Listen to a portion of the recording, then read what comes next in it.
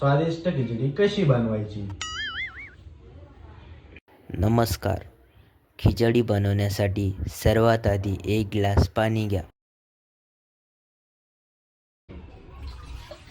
त्यामध्ये अर्धा ग्लास पाणी टाका. मगर लाडले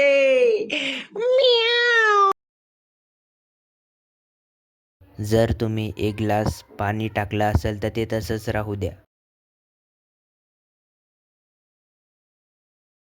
त्यानंतर मीठ मसाला घ्या. 1 चमचा लाल तिखट घ्या. त्यातला अर्धा चमचा लाल तिखट टाका.